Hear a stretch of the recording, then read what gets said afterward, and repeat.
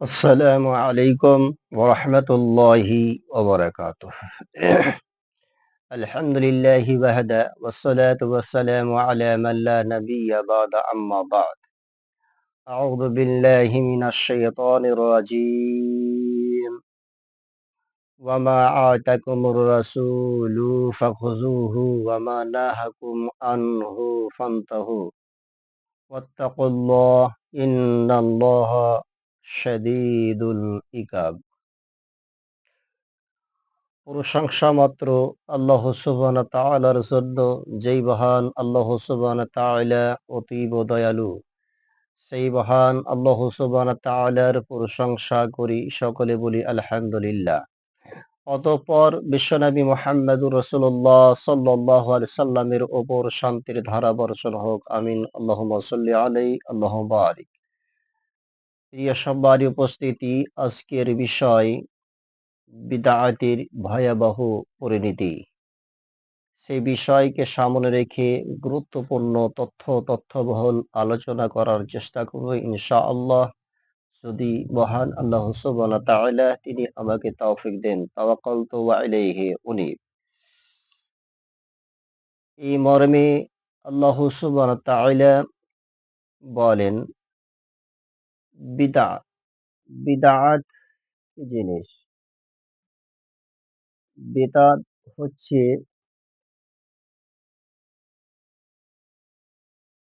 যেটি নবরূপে আবিষ্কৃত হয়েছে, যা রাসূল সাল্লাল্লাহু আলাইহি সাল্লামের জীবদ্দশায় তথা জামানায় ছিল না, সেটি হচ্ছে বিদআত। এবার আমরা অনেকেই অনেক কিছু জিনিসকে বিদআত বলে চালিয়ে দেওয়ার চেষ্টা করি। কিন্তু বিদআতের যে সংজ্ঞা রয়েছে, বিদআতের সংজ্ঞা কি কারণে সেটা বিদআত হবে, এই বিষয়ে আমরা চিন্তা ভাবনা করি না। কতকগুলি জিনিস দেখা যায় যে সেটা বিদআত নয়, অথচ বিদআত বলে চালিয়ে দেওয়ার চেষ্টা করি। এটা হচ্ছে সেই সমস্ত লোকদের ক্ষেত্রে কথায় রয়েছে, অল্প বিদ্যা ভয়ঙ্কর। অল্প বিদ্যা ভয়ঙ্কর। বর্তমান জামানায় আমরা যারা হয়তো সামান্য একটু জানি, একটু জানার কারণে আমরা নিজেকে বিরাট ভাবি, অথচ আল্লাহ সুবহানাহু তাআলা বিশ্বনবী মুহাম্মদুর রাসূলুল্লাহ সাল্লাল্লাহু আলাইহি সাল্লামকে তিনি বলেন, ওমা উতীতুম মিনাল ইলমি ইল্লা কালিলা। হে নবী, আপনাকে আমি ইলিম দিয়েছি, প্রজ্ঞা দিয়েছি, জ্ঞান দিয়েছি সামান্য। সামান্য জ্ঞান দিয়েছি, এ কথা মহান আল্লাহ সুবহানাহু তাআলা রাসূল সাল্লাল্লাহু আলাইহি সাল্লামকে বলছেন। প্রিয় সম্মানীয় উপস্থিতি, একটু চিন্তা করুন, ভাবুন যে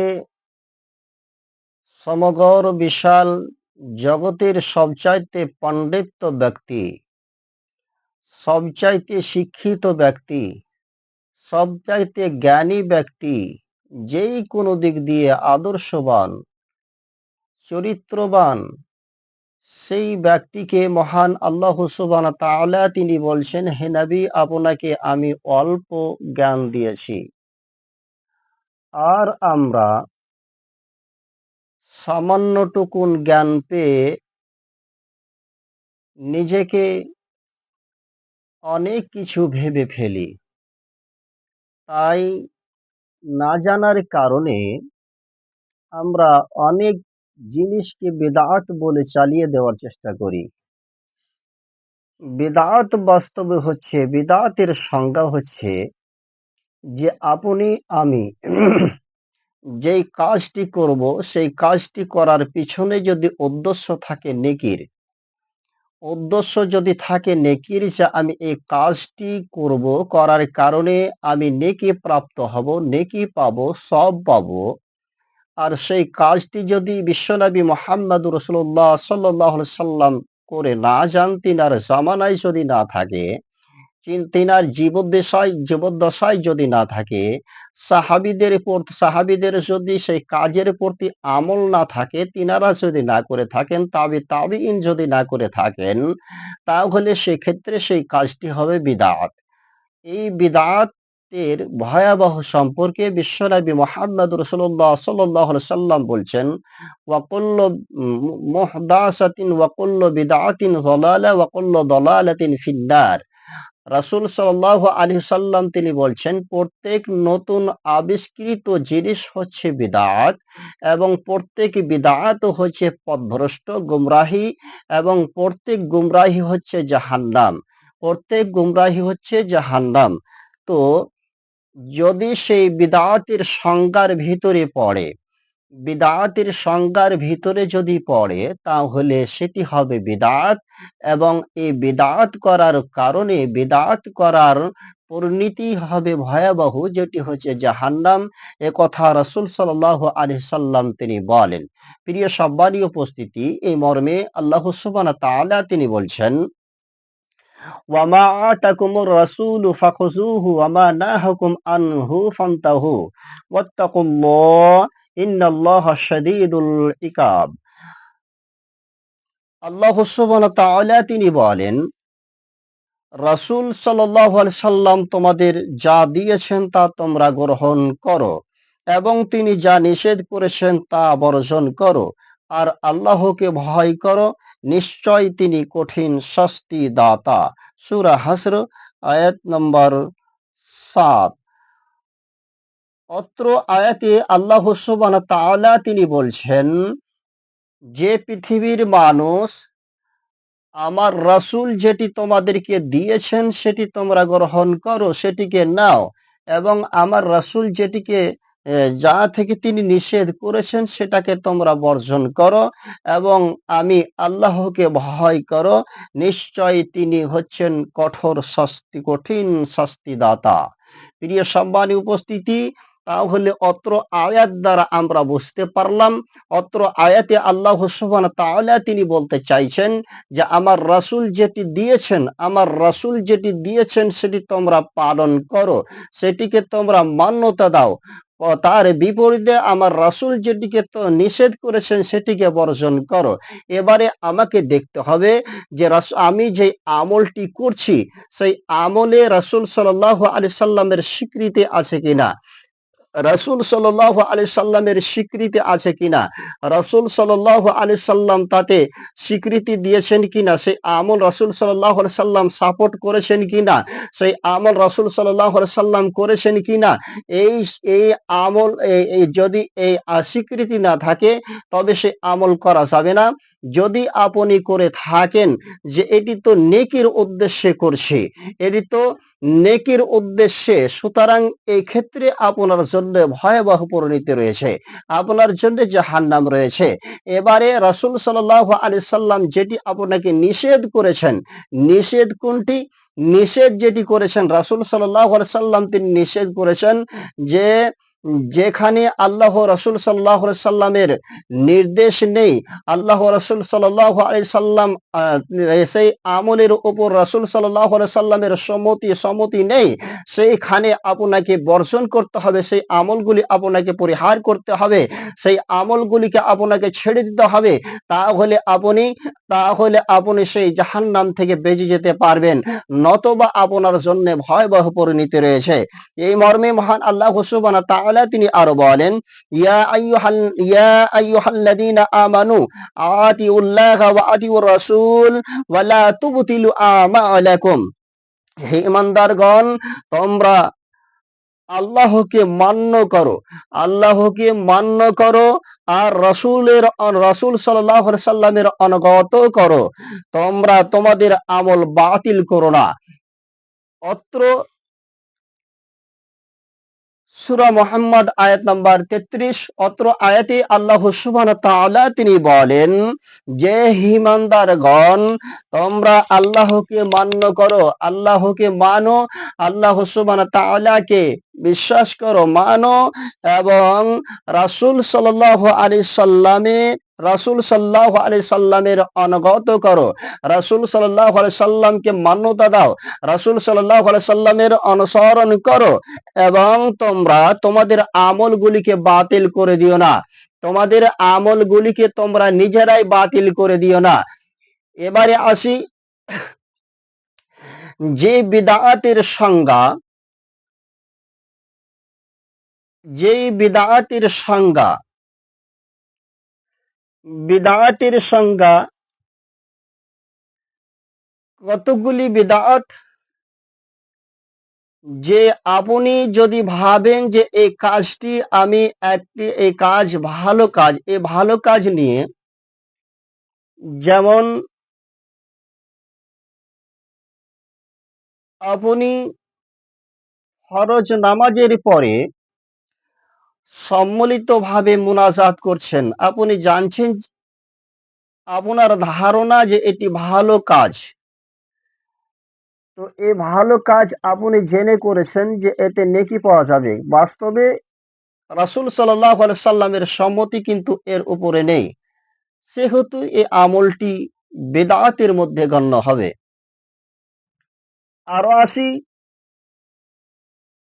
রাসূল সাল্লাল্লাহু আলাইহি ওয়াসাল্লাম যেমন ফজরের নামাজ পড়েছেন 2 রিকাত, আপনি যদি ভাবেন যে আমি 3 রিকাত অথবা 4 রিকাত পড়ব, কারণ 3 রিকাত অথবা 4 রিকাত পড়লে বেশি নেকি পাওয়া যাবে, নেকি বেশি হবে, এটা হবে বিদআত। যোহরের ফরজ নামাজ 4 রিকাত, আপনি যদি ভাবেন আমি আর 2 রিকাত বাড়িয়ে দেব, তাহলে হবে এটা বিদআত। আসরের নামাজ হলো 4 রিকাত, আপনি যদি ভাবেন এতে আর 2 রিকাত যোগ করে দিয়ে 6 রিকাত পড়ব, তাহলে এটা হবে বিদআত, এটা হবে বৃদ্ধি। মাগরিবের নামাজ সলাত হলো 3 রিকাত, আপনি যদি ভাবেন যে 3 রিকাত না পড়ে আর 1 রিকাত পড়ে নিয়ে 4 জুটিয়ে নেই, তাহলে এ হলো বিদআত। প্রিয় সম্মানী উপস্থিতি, কতকগুলি অনেক আমল রয়েছে, যে আমলগুলি, যে কর্মগুলি আপনি যদি নেকির উদ্দেশ্যে করেন, যে এটি ভালো কাজ, নেকি, এটি কাজটি করলে নেকি পাওয়া যাবে, অথচ রাসূল সাল্লাল্লাহু আলাইহি সাল্লামের সম্মতি এতে নেই, তাহলে সেটা হবে বিদআত, আর এই বিদআতকারীর জন্য ভয়াবহ পরিণতি রয়েছে। ওয়া কুল্লু বিদআতিন যালালা ওয়া কুল্লু যালালাতিন ফিন্নার। রাসূল সাল্লাল্লাহু আলাইহি সাল্লাম তিনি বলছেন, প্রত্যেকটি নব আবিষ্কৃত জিনিস হচ্ছে বিদআত, এবং প্রত্যেকটি বিদআত হচ্ছে গোমরাহি, গোমরাহ, পথভ্রষ্ট, এবং পথভ্রষ্টতার জায়গা হচ্ছে জাহান্নাম, নরক। প্রিয় সম্মানী উপস্থিতি, এবারে যদি আমি এক ভাষায় সবকে বিদআত করে দেই, যেমন ধরে নিন এই মোবাইল রাসূল সাল্লাল্লাহু আলাইহি সাল্লামের জামানায় ছিল না, অথচ আমরা আজকে মোবাইল ব্যবহার করি। রাসূল সাল্লাল্লাহু আলাইহি সাল্লামের জামানায় ঘড়ি ছিল না, রাসূল সাল্লাল্লাহু আলাইহি সাল্লামের জামানায় বিদ্যুৎ ছিল না, রাসূল সাল্লাল্লাহু আলাইহি সাল্লামের জামানায় প্লেন ছিল না, রাসূল সাল্লাল্লাহু আলাইহি সাল্লামের জামানায় ট্রেন ছিল না, রাসূল সাল্লাল্লাহু আলাইহি সাল্লামের জামানায় আপনার বাস, ট্রাক, লরি, ট্রাক্টর এগুলি কিছুই ছিল না। সুতরাং যদি আমরা সর্বক্ষেত্রে সব জিনিসকে যদি বিদআতের মধ্যে ফেলে দেই, তাহলে কিন্তু মানুষ চলাচল বন্ধ হয়ে যাবে, মানুষ পৃথিবীর বুকে চলাচল করতে পারবে না। সম্মানীয় উপস্থিতি, আমি যখন সাইকেল চালাই অথবা যখন মোবাইল ব্যবহার করি, কোনো মানুষ এটা ধারণা করে না যে মোবাইল ব্যবহার করতে গেলে নেকি পাওয়া যাবে, সাইকেলে চড়লে নেকি পাওয়া যাবে, বাসে চড়লে নেকি পাওয়া যাবে, ট্রেনে চড়লে নেকি পাওয়া যাবে, হ্যাঁ, প্লেনে চড়লে নেকি পাওয়া যাবে, এই সমস্ত জিনিসগুলি মোবাইল ব্যবহার করলে নেকি পাওয়া যাবে, বিদ্যুৎ ব্যবহার করলে নেকি পাওয়া পাওয়া যাবে, এটি ভালো কাজ নেকি পাওয়া যাবে, এই আশা কারো থাকে না। সম্মানীয় উপস্থিতি, যদি বাস্তবে যদি সেই মানুষটি যদি ভাবে যে মোবাইল ব্যবহার করে নেকি পাওয়া যাবে, মোবাইল ব্যবহার করে নেকি পাওয়া যাবে, যদি ভাবে যে সাইকেলে চড়ে নেকি পাওয়া যাবে, যদি ভাবে ট্রেনে চড়ে নেকি পাওয়া যাবে, যদি ভাবে প্লেনে চড়ে নেকি পাওয়া যাবে, তাহলে সেই জিনিস কিন্তু তৎক্ষণাৎ বেদাতে পরিণত হয়ে যাবে।